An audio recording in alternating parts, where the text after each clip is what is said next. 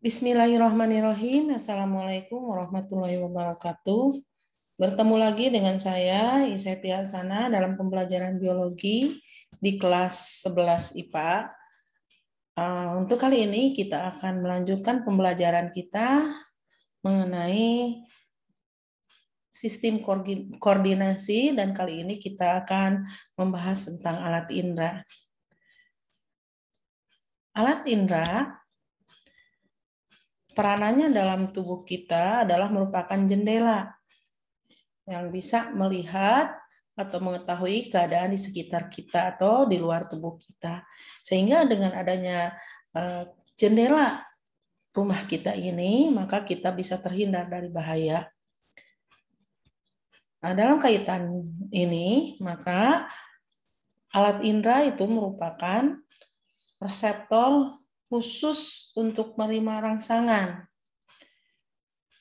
Dan biasanya rangsangan ini akan dikirimkan oleh saraf-saraf penghubung menuju ke saraf pusat. Sehingga kemampuan maksimal dari kerja sistem indera ini tergantung dari 3 hal tadi, yaitu tergantung pada alat inderanya sendiri, tergantung pada saraf penghubung, atau tergantung kepada saraf pusatnya. Apakah alat inderanya ini normal, tidak terjadi gangguan, ataukah sarafnya juga tidak terjadi gangguan, atau saraf pusat tidak terjadi gangguan, maka dengan demikian kita bisa melihat kalau hal-hal tadi tidak terjadi gangguan, baik pada indera saraf penghubung atau saraf pusat, kemampuan indera ini akan bekerja secara maksimal. Nah, sebagai kaitan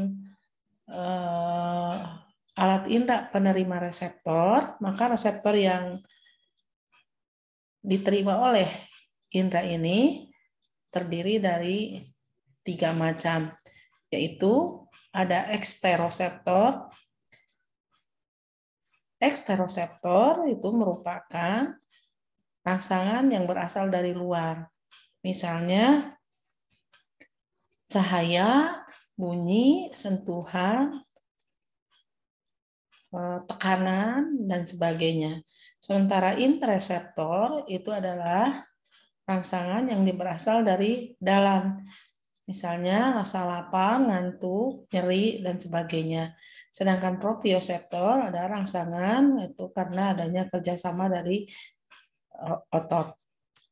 Baiklah, kita akan membahas, kali ini kita akan membahas tentang alat indera yang berperan untuk menerima rangsangan cahaya yang kita sebut dengan fotoreseptor.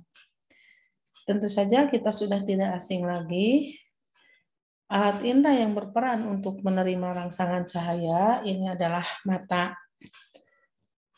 Maka untuk mengetahui bahwa mata ini berperan untuk menerima rangsangan cahaya, kita harus mengetahui dari struktur mata itu sendiri. Tentu saja struktur anatomi ini lebih akan menunjukkan bagaimana peranan mata sebagai penerima rangsangan cahaya.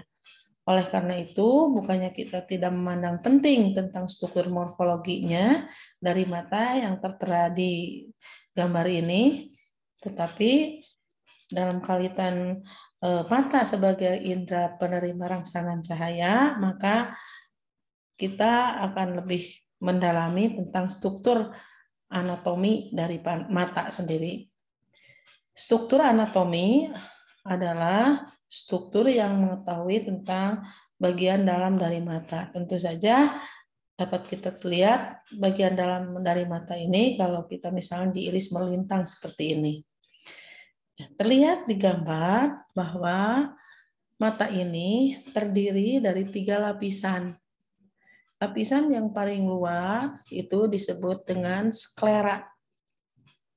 Kemudian ada lapisan yang tengah yang disebut dengan koroid. Dan ada lapisan yang paling dalam yang disebut dengan retina. Nah, ini sklera, koroid, dan ini adalah retina. Sklera yang merupakan lapisan terluar ini berwarna putih dan akan jelas sekali seperti terlihat di bagian morfologi mata. Ini adalah skleranya dan ini mempunyai struktur yang keras dan bagian depannya daripada sklera ini menonjol membentuk kornea. Nah, ini korneanya.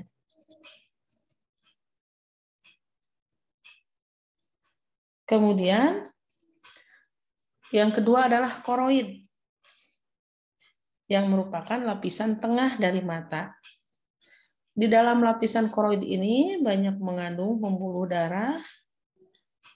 Tentu saja pembuluh darah ini membawa zat makanan dan oksigen, sehingga suplai makanan dan oksigen dibawa oleh lapisan yang kedua ini, yaitu bagian koroid. Bagian koroid depan, kita lihat, ini bagian ada yang terbuka.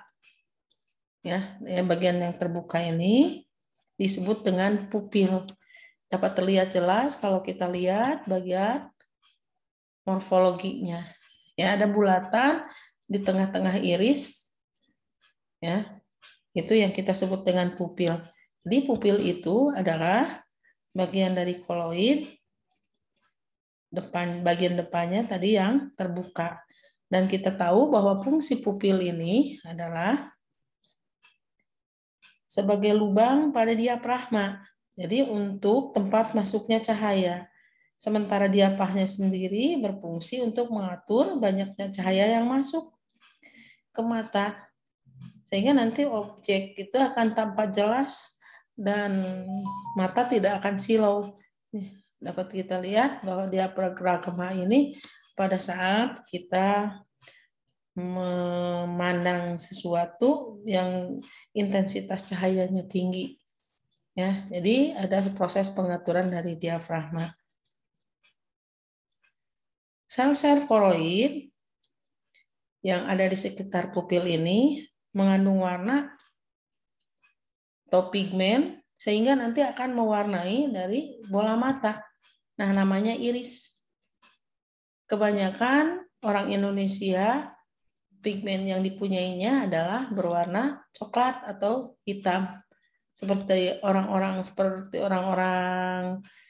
Asia lainnya. Tetapi pada orang-orang Eropa biasanya berwarna hijau atau kebiruan. Jadi iris itu adalah sel-sel koloid yang ada di sekitar pupil yang mengandung warna. Nah, kemudian kita lihat lagi di belakang iris atau pupil tadi, ini ada yang disebut dengan lensa mata. Nah, biasanya lensa mata ini berbentuk cembung, ada dua cembungan atau bikonkav. Nah, bentuk sifat dari lensa mata ini dan sangat lentur sekali. Ya, jadi di belakang pupil ini ada lensa mata yang membentuk cembungan, dua cembungan bikonkav dan sangat lentur sekali. Peranan dari lensa mata ini adalah untuk membentuk bayangan benda atau untuk memfokuskan bayangan benda pada jarak yang berbeda. Biasanya kerja dari lensa mata ini adalah karena dukungan dari otot siliaris, ini ciliary body, otot-otot siliari. Jadi otot yang menopang lensa mata. Untuk memfokuskan pada benda jauh, otot siliari ini akan rileks atau akan tidak kontraksi, relaksasi gitu, ya. Dan sehingga nanti lensanya akan memipih. Akibatnya nanti bayangan itu akan terfokus pada titik fokus, yaitu pada bagian retina, ya pas di fovea ini. Sedangkan untuk memfokuskan benda yang dekat, otot-otot siliaris ini akan kontraksi, akan bekerja, akan berkontraksi atau mengkerut, sehingga lensa mata nanti akan mencembung. Akibatnya bayangan benda yang dekat ini nanti akan bisa difokuskan pada bagian retina. di belakang titik fokus. Nah, kemampuan daripada lensa mata ini untuk menyembung dan memipih tadi yang dibantu oleh otot-otot siliari disebut dengan daya akomodasi. Makanya sering orang mensederhanakan fungsi daripada lensa ini adalah untuk akomodasi. Artinya untuk mengatur kecembungan dan kepipihan dari lensa mata ini tergantung jarak jauh dari dekatnya dari benda yang harus difokuskan ke bagian retina. Ya. Oke, baik. Selanjutnya kita lihat bagian retina. Bagian retina ini adalah merupakan bagian dari mata yang ada pada bagian paling dalam. Biasanya disebut dengan selaput jala. Di sini banyak terdapat ujung-ujung saraf penerima rangsangan cahaya. Jadi fotoreseptor itu ada di bagian retina.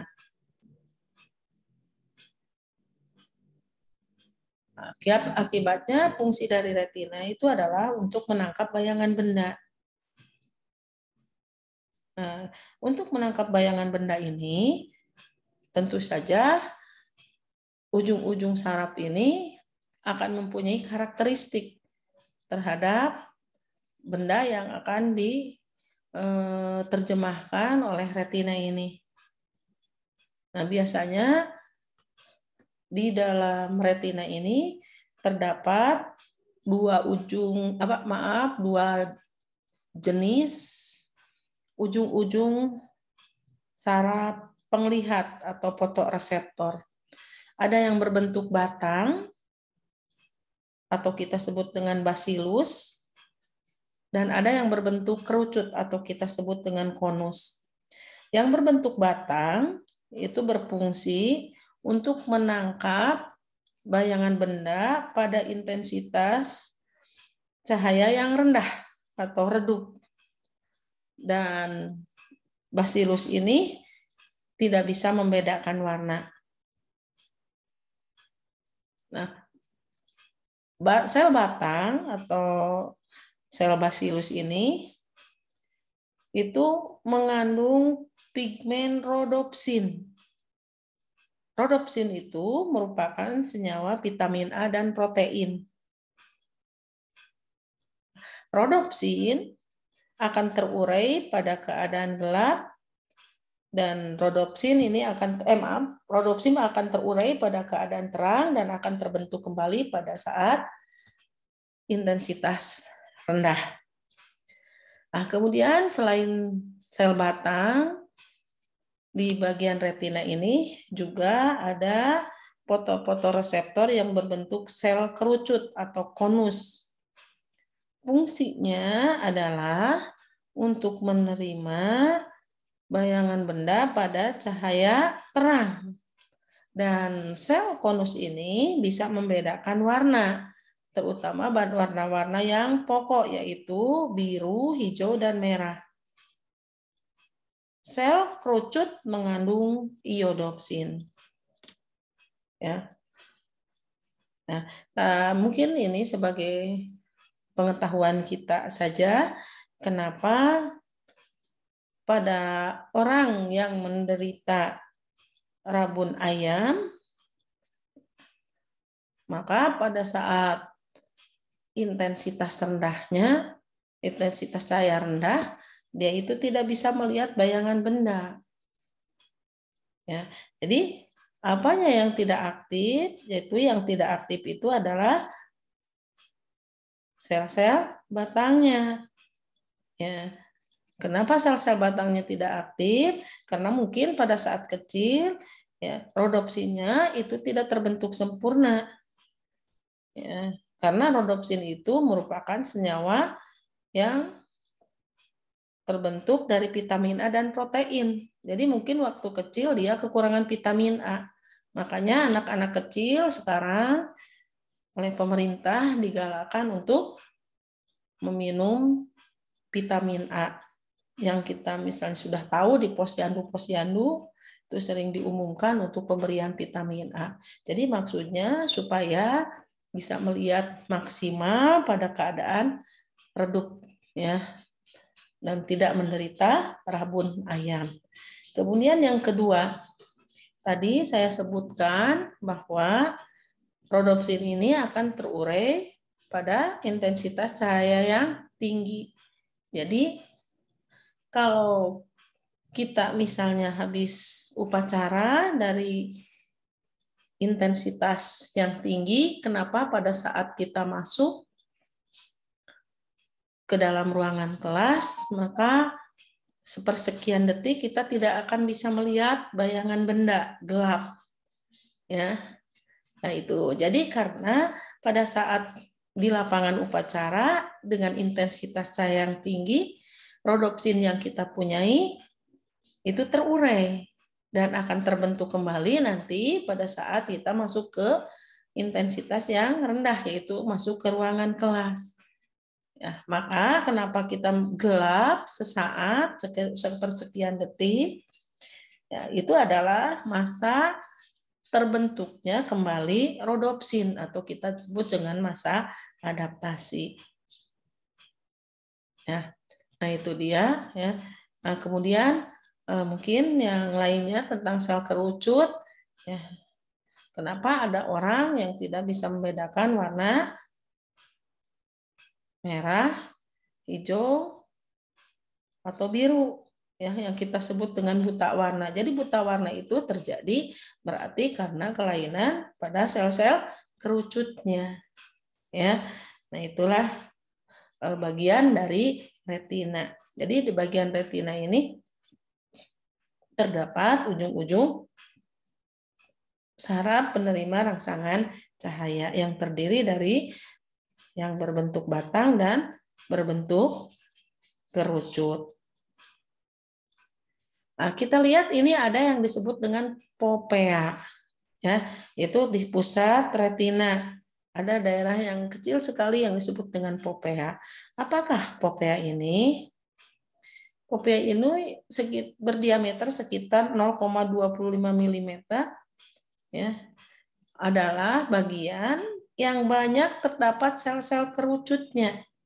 Jadi sel-sel kerucut sangat rapat sekali di sini, banyak sekali sel kerucutnya.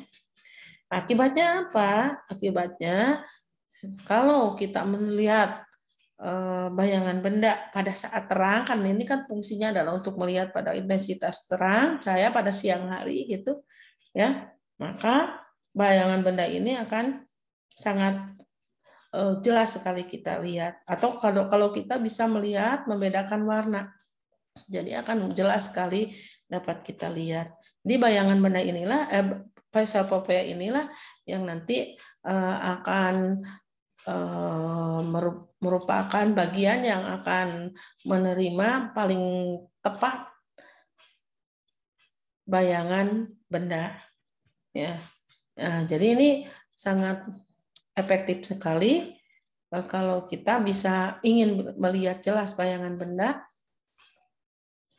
pada saat intensitas tinggi. Jadi kita letakkan bayangan benda itu pas sekali di depan mata kita, ya, sehingga nanti bayangan bendanya akan tepat ke bagian popea ini atau bintik kuning, ya. Jadi bintik kuning ini atau pea adalah bagian yang banyak sekali terdapat sel-sel kerucutnya. Nah, biasanya ini sel-sel batangnya akan menyebar ke daerah pinggir, ya. Dan ini mungkin kita bisa juga jadikan trik untuk melihat benda pada saat malam hari, ya, sebab di sel-sel batang ini adalah bagian sel-sel fotoreseptor yang bisa menerima intensitas cahaya yang rendah. Nah, pada malam hari intensitasnya rendah, maka ingin melihat jelas benda pada malam hari, kita tidak menyimpan benda pas di depan mata kita. Jadi harus kita lirik dari bagian samping, sehingga nanti bayangan benda itu pas di bagian-bagian yang banyak sel batangnya dapat terlihat jelas. Selain itu kita lihat ini ada yang disebut dengan blind spot atau bintik buta. Nah ini kebalikan dari bintik kuning. Kalau bintik buta ini adalah bagian di retina yang tidak ada sama sekali sel-sel saraf, ujung-ujung saraf fotoreseptornya, baik sel batang maupun sel kerucut. Sehingga kalau benda itu jatuh pada bagian blind spot ini, maka kita tidak akan bisa melihat bayangan benda. Mungkin kalian bisa buktikan di rumah, ya, ambil kertas kira-kira sebesar penggaris, itu ya, lebih panjang. Kemudian kalian tulis plus atau min di bagian ujung-ujungnya, dan kalian meletakkan bagian mata kalian pas tepat di meja. Kemudian tadi bagian kertas yang kita sudah pakai tanda plus dan min didekat-dekatkan sedikit-sedikit ke bagian dekat mata kita. Nah, pada jarak tertentu kita tidak akan bisa melihat bayangan plus min itu. Nah, itulah jarak bintik buta yang kita miliki. Caranya satu persatu ya. Jadi mata kanan berapa bintik butanya tentu tidak akan sama dengan mata kiri. Untuk melihat jarak bintik buta mata kanan kita berarti kita menutup mata kiri. Untuk melihat mata kiri berapa jarak bintik butanya, maka kita menutup mata kanan. Itulah seperti itu. Nah, kesininya adalah sel ujung sel berkas ya, berkas sel-sel saraf penglihat atau saraf yang akan menuju saraf penghubung yang akan menuju ke otak. Ini adalah saraf kranial nomor 2 ya. Baik. Nah, ini di sini juga ada yang disebut dengan cairan ya. Cairan. Di sini juga ada yang disebut dengan cairan. Nah, ini adalah cairan antara kornea dengan lensa, itu adalah disebut aqueous humor, dan ini disebut dengan vitreous humor. Apa peranan cairan ini? Jelas adalah untuk meneruskan rangsangan cahaya sampai ke retina ya.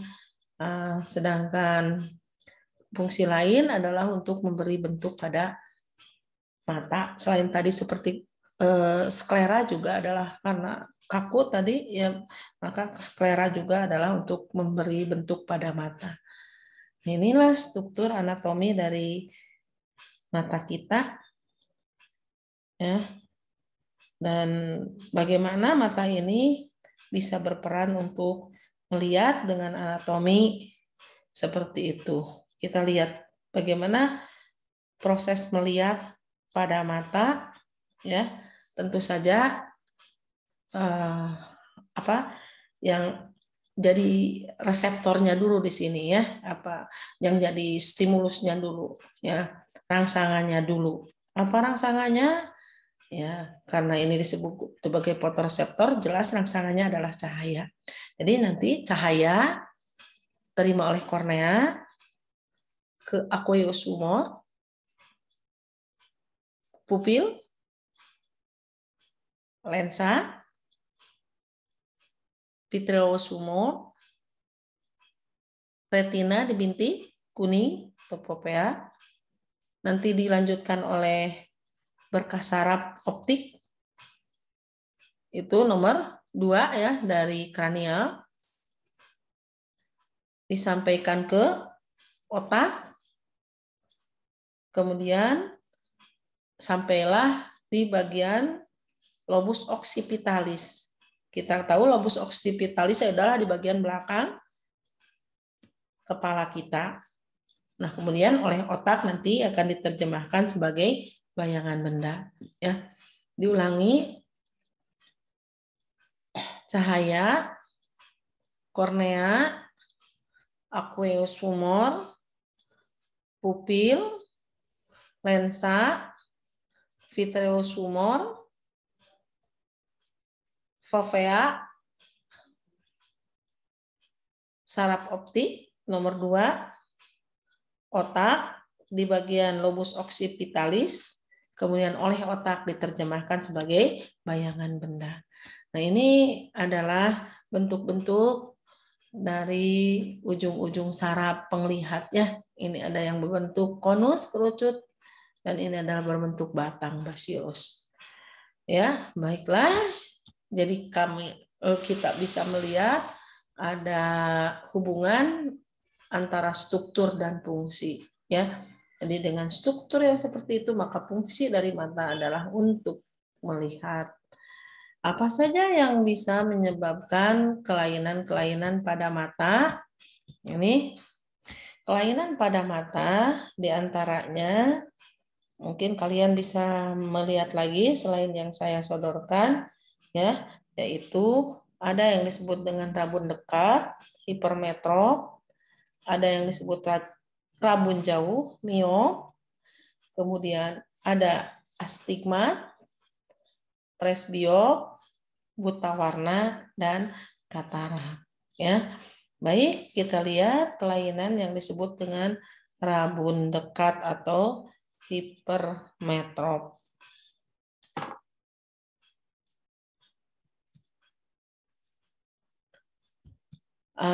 Tentu saja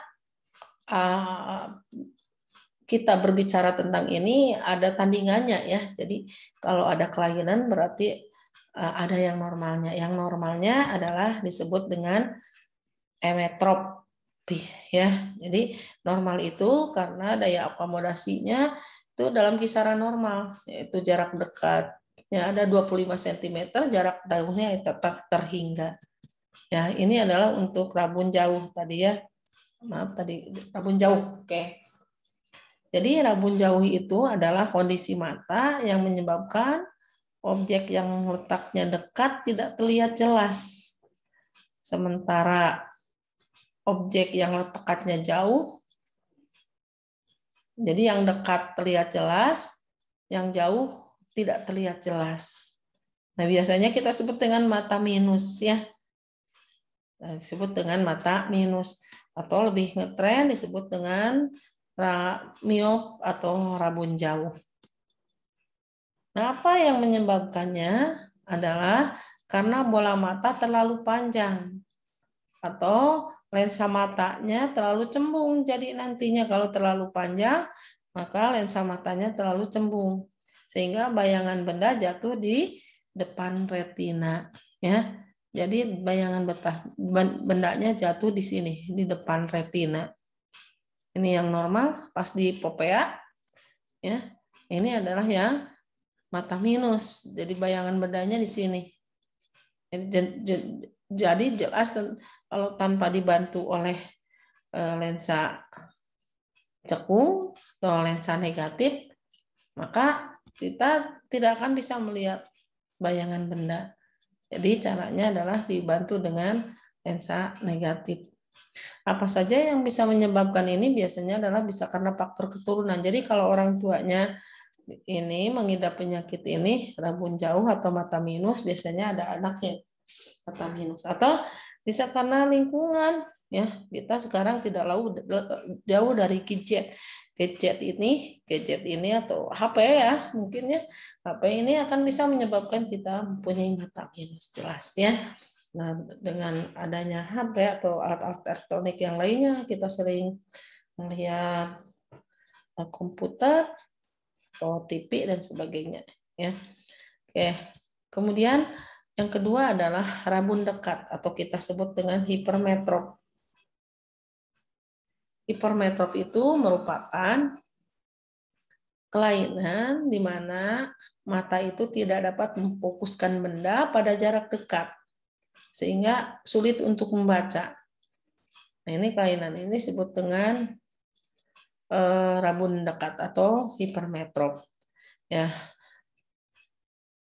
Biasanya disebabkan karena lensa mata terlalu pipih. Ya, jadi kebiasaan kita bisa menyebabkan hal ini juga, ya, sehingga bayangan benda yang dilihat terbentuknya di belakang retina, jauh di sini, tidak pas. Ini yang normalnya di popea, ini di belakang retina. Nah, proses penyembuhannya bisa ditolong dengan lensa cembung atau lensa konvergen atau lensa positif, ya. Selanjutnya mata tua. Nah, ini disebabkan karena elastisitas dari lensa mata berkurang. Ya, jadi orang-orang yang sudah tua itu biasanya daya akomodasinya itu berkurang. Kalau mata presbiopi ini titik dekatnya jauh daripada titik dekat pada mata normal, ya, sedangkan titik jauhnya lebih dekat daripada titik jauh mata normal. Jadi penderita presbiopi ini tidak dapat melihat benda jauh, tidak bisa melihat benda dekat, gitu, seperti itu ya. Makanya ditolonglah dengan menggunakan kacamata yang berlensa rangkap atau bifokal. Jadi kacamata yang terdiri dari dua lensa, yaitu lensa cekung dan lensa cembung. Nanti cekung untuk melihat benda jauh, kalau cembung untuk melihat benda yang dekat, seperti itu. Itu ya. Nah, kemudian ada yang disebut dengan astigmatisme. Biasanya disebabkan oleh kornea atau lensa yang kurang bundar, sehingga difokuskan sebagai garis-garis pendek oleh mata itu, dan ini akan mengaburkan bayangan, seperti prisma-prisma gitu. Nah, biasanya digunakan lensa silindris untuk membantunya. Selanjutnya buta warna. Nah, buta warna ini biarkan penyakit keturunan, yaitu mata kita itu tidak bisa membedakan warna. Jelas yang salahnya adalah pada sel-sel fotoreseptor yang berbentuk kerucut. Tidak bisa mendeteksi warna merah, hijau, dan biru. Ya. Nah, biasanya ada dua macam buta warna, ada parsial dan ada yang total. Yang parsial itu sebagian saja, misalnya tidak bisa membedakan warna hijau gitu. Kalau yang total, semua warna tidak bisa dilihat. Jadi yang dia lihat itu adalah hitam dan putih saja. Ya. Nah, ini tidak bisa disembuhkan sebab merupakan penyakit yang genetik ya, penyakit keturunan. Mungkin kita bisa menghindar saja supaya tidak bisa melanjutkan penyakit buta warna ini, ya, sehingga orang-orang pembawa sifat buta warna atau orang buta warna tidak kawin dengan orang-orang buta warna atau pembawa sifat. Ya. Umumnya buta warna ini hanya dijumpai pada pria dibandingkan dengan wanita. Nah, karena ini terpaut pada kromosom X, ya, jadi termasuk ke dalam kelompok penyakit yang terpaut pada kromosom X. Ini saya punya gambar untuk bisa kalian lihat. Nah, kalau kamu atau kalian Anda semua bisa melihat angka berapa di bagian lingkaran ini dengan jelas, ya, maka insya Allah itu kita tidak buta warna. Ya, ini yang paling jelas misalnya angka 12 ya. Ini angka berapa? Ini angka berapa? Ini angka berapa? Angka berapa? Nah, itu seperti itu. Baik, selesai pembelajaran kita mengenai indera mata, kekurangan dan kelebihannya mohon bisa dimaklumi.